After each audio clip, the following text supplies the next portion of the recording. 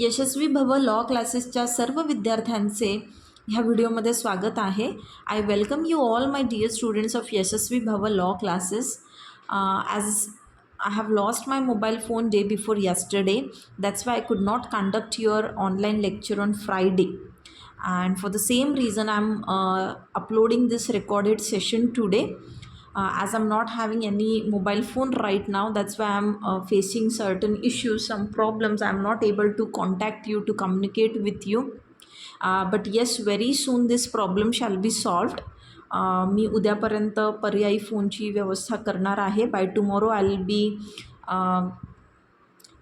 B making some arrangements for some alternative mobile. आणि उद्या मी जो आहे माझं सिम कार्ड जे आहे सिम कार्डसुद्धा ते चालू करून घेणार आहे.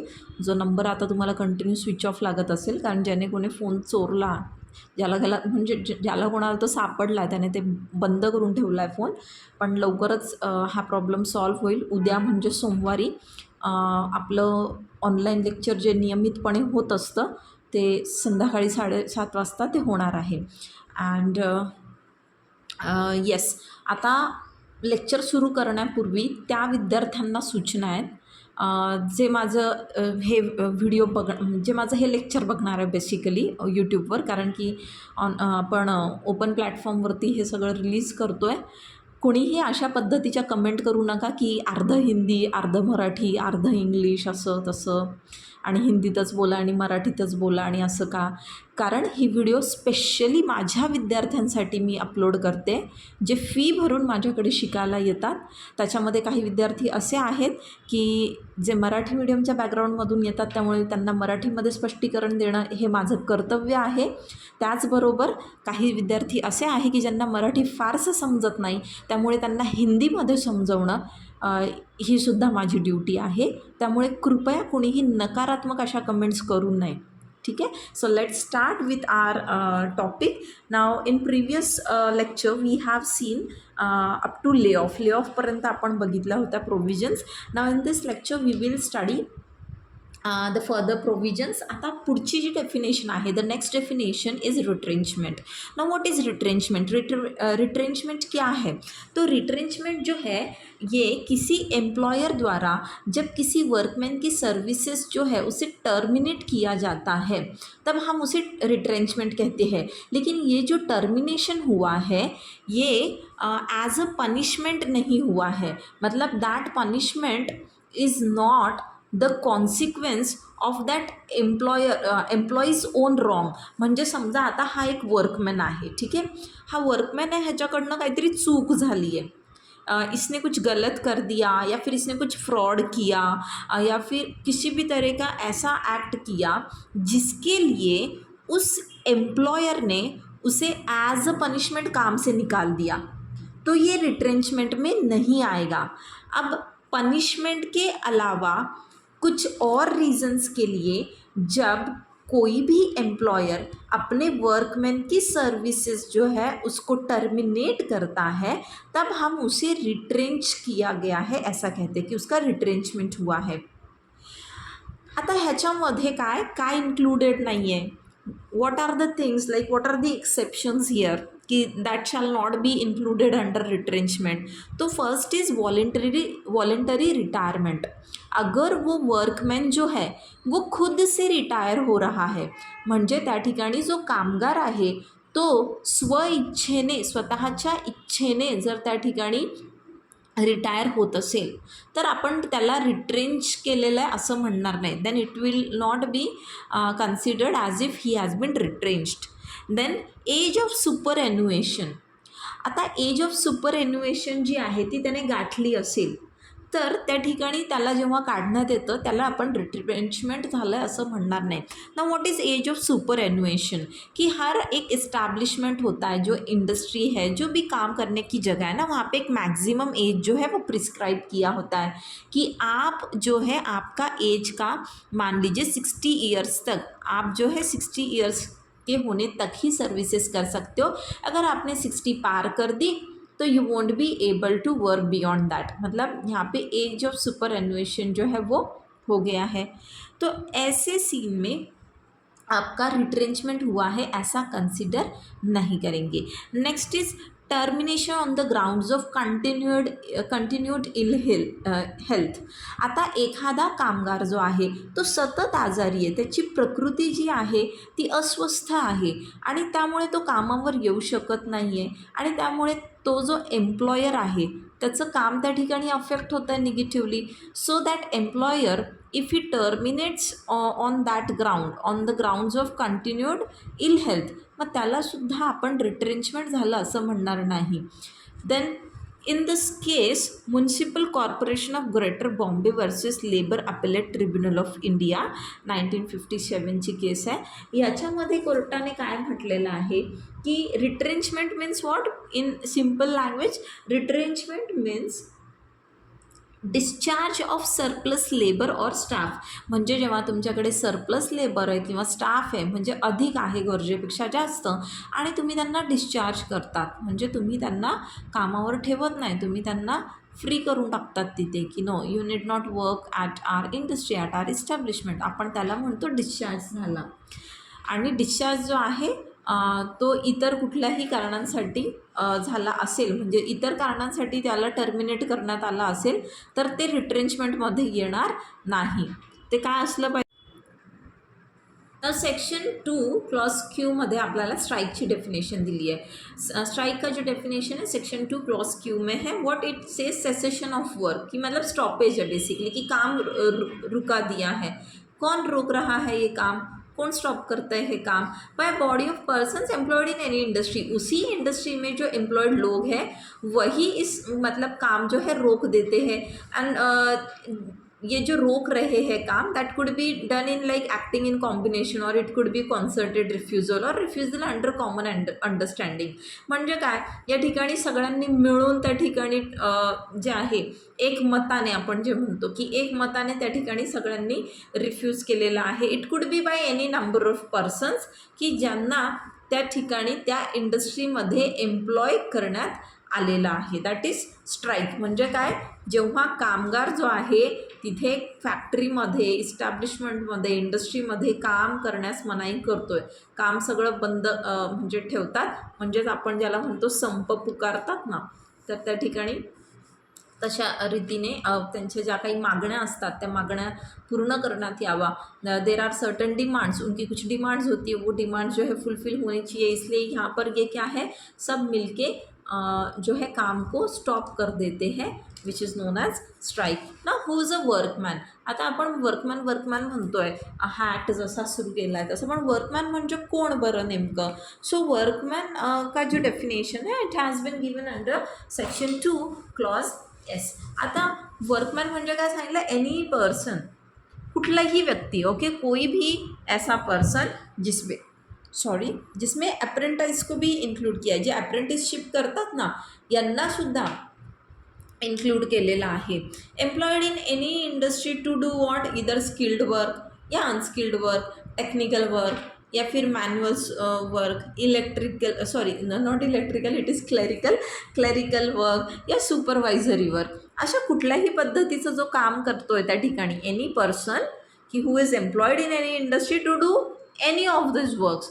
वो स्किल्ड काम कर रहा है या फिर अनस्किल्ड कर रहा है, टेक्निकल कर रहा है, किसी भी तरीके का उसका काम हो सकता है. फॉर हायर और रिवॉर्ड, उसके बदले में उसे कुछ जो है वहाँ पर कुछ ना कुछ मतलब कंसिडरेशन जो है दिया जाता है, तो हम उसे कहते हैं वर्कमैन. अब वर्कमैन में जो है क्या इंक्लूडेड नहीं है, किस किस को ये नहीं इंक्लूड करता है. तो वर्कमॅनमध्ये कुठली लोक जे आहे ते नाही येणार.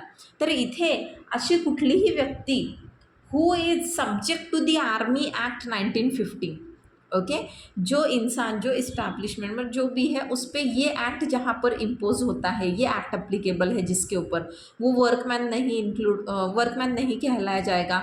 जिसके ऊपर एयरफोर्स एक्ट 1950 जो है वो इम्पोज होता है वो पर्सन भी वर्कमैन नहीं कहलाएगा. नेवी डिसिप्लिन एक्ट जो है 1934 का, ये एक्ट जिसके ऊपर अप्लीकेबल है ये भी जो है वर्कमॅन की कॅटेगरी में नहीं इन्क्लूड किया जाएगा. त्यानंतर आहे पोलीस सर्व्हिस. कुठलीही व्यक्ती पोलीस सर्व्हिसमध्ये आहे किंवा प्रिझन ऑफिसर आहे किंवा प्रिझनचा एखादा एम्प्लॉई आहे, म्हणजे प्रिझनचा जेलचा एखादा कर्मचारी आहे तो, किंवा पोलीस सर्व्हिसमध्ये आहे, त्यालासुद्धा वर्कमॅनच्या कॅटेगरीत आपण म्हणजे ह्या ॲक्टसाठी आपण म्हणतो आहे तिथे इन्क्लूड करत नाही. किंवा अशी कुठलीही व्यक्ती, ऐसा कोई भी इंसान जो सिर्फ मैनेजरियल कैपेसिटी में या फिर एडमिनिस्ट्रेटिव कैपेसिटी में वहाँ पर अपॉइंट किया गया है, उसका काम जो है इस तरीके का है, या तो बस मैनेजरियल तरीके का है या फिर एडमिनिस्ट्रेटिव तरीके का है, तो उसे वर्कमैन जो है वो नहीं कहा जाएगा. आता ह्या ॲक्टच्या अंतर्गत कुठकुठल्या अथॉरिटीज आहे, कशा करता, कारण आपल्या ॲक्टचं नाव काय आहे बरं, दी इंडस्ट्रियल डिस्प्यूट्स ॲक्ट 1947. मग आता हे डिस्प्यूट जे आहे ते होऊ नये ते प्रिव्हेंट करण्यासाठी इथे कुठल्या अथॉरिटीज आहे बरं. So there are some 7 authorities under this act. तर त्या कुठल्या आहेत, number 1 is works committee, number 2 is conciliation officer, next is board of conciliation, 3 court of enquiry, then labour courts, then tribunals and national tribunals. तो workmen's committee, conciliation officers, board of conciliation, court of enquiry, labour courts, tribunals and national tribunals. तर हे आपल्याला या ठिकाणी 7 जवळपास 7 जे आहे असे अथॉरिटीज जे आहे ह्या ॲक्टखाली जे कॉन्स्टिट्यूट केलेलं आहे ह्या ॲक्टने ते आपल्याला बघायला भेटतात. Now how you are going to remember this. So there is a shortcut for this. अब WBC वाइट ब्लड सेल्स, देखो जनरली हम ब्लड रिपोर्ट करवाने जाते हैं ना, तो एक WBC का रिपोर्ट भी आता है ना उसमें, तो वो WBC याद रखो. WBCची इन्क्वायरी लेबर नॅशनल ट्रिब्युनल करेल. WBCची इन्क्वायरी लेबर नॅशनल ट्रिब्युनल करेल. ना how you are going to remember ह्या शॉर्टकटने. W means what, works committee. B means what, board of conciliation. C means what, conciliation officers. ची तो ऑब्वियसली भूल जाना है, वो तो बस एक सेंस बने इसलिए डाला है. Inquiry, inquiry means court of inquiry. Labour means labour court. National, national से याद रखो, नेशनल ट्रिब्यूनल वो तो साथ में ही एक्चुअली आ भी गया, तो नेशनल ट्रिब्यूनल और सिर्फ ट्रिब्यूनल. ओके, सो इस तरीके से आप याद रख सकते हो कि कौन कौन सी अथॉरिटीज़ है इस पर्टिकुलर एक्ट के अंदर. ना त्यापुढे आपण आता बघूयात works committee. So works committee has been given under section 3, कि सेक्शन 3 के अंदर जो है इसका कॉन्स्टिट्यूशन जो है ये बताया गया है. तो व्हाट डज इट से कि जिस किसी इस्टॅब्लिशमेंट में 100 या फिर 100 से ज़्यादा वर्कमॅन आहे, कुठल्याही आस्थापनेमध्ये जिथे 100 किंवा 100पेक्षा जास्त कर्मचारी काम करत आहेत त्या ठिकाणी वर्क्स कमिटी जी आहे कॉन्स्टिट्यूट केली पाहिजे. तो उस इस्टेब्लिशमेंट में जहाँ 100 या 100 से ज़्यादा वर्कमैन है वहाँ पर वर्क्स कमिटी जो है वो इस्टेब्लिश करनी होगी. अब इसमें जो है ये वर्क्स कमिटी जो है इसमें जो रिप्रेझेंटेटिव्स होंगे किसके, एम्प्लॉईज के अँड वर्कमॅनचे. या ठिकाणी काही रिप्रेझेंटेटिव्स असतील ते एम्प्लॉईज आणि सॉरी एम्प्लॉईज नाही, एम्प्लॉयर आणि वर्कमॅन ह्यांचं इथे इक्वल नंबर असेल, इक्वल नंबर ऑफ रिप्रेझेंटेटिव्ह. म्हणजे एम्प्लॉयरचे दोन आहेत रिप्रेझेंटेटिव्ह, तर वर्कमॅनचे पण 2 असणार, इक्वल नंबर असणार इथे ना. इनका ड्यूटी क्या है, व्हाट आर द ड्यूटीज़. अब यहाँ पर हमने देखा कि रिप्रेजेंटेटिव्स होने चाहिए, एम्प्लॉयर का भी और वर्कमैन का भी, और सेम नंबर होना चाहिए. इसका 2 है तो इसका भी 2 मेंबर्स होगा. आगे हम देखेंगे ड्यूटीज़. ड्यूटीज़ क्या है, वर्क कमेटी को क्या करना है. वर्क कमेटी को ना यहाँ पे जो भी वो इस्टेब्लिशमेंट है, जो भी वो इंडस्ट्री है, तो वहाँ पे जो measures for securing end preserving Amity end good relations between employer end workman, इसे प्रमोट करना है. मतलब क्या कि एम्प्लॉयर और वर्कमैन के जो रिलेशंस है वो किस तरीके से अच्छे बने रह सकते हैं, उनमें कैसे पीसफुल एक रिलेशनशिप हो सकता है, कैसे चीज़ें स्मूथली चल सकती है, ये उसके लिए क्या क्या मेजर्स ज़रूरी है, उन मेजर्स को प्रमोट करना, त्यासाठी करना. तिथे एम्प्लॉयर आणि वर्कमॅन यांच्यामधले संबंध सौहार्दपूर्ण राहिले पाहिजे.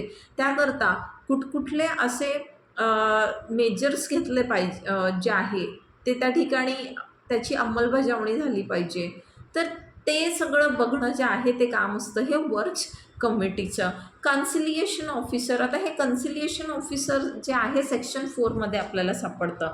तर इथे काय सांगितलं आहे की जे अप्रोप्रिएट गवर्नमेंट असेल ना, जो भी अप्रोप्रिएट गवर्नमेंट होगा वो इसका अपॉइंटमेंट करेगा. सो कंसिलिएशन ऑफिसर की जो अपॉइंटमेंट है वो कौन करेगा? Appropriate government.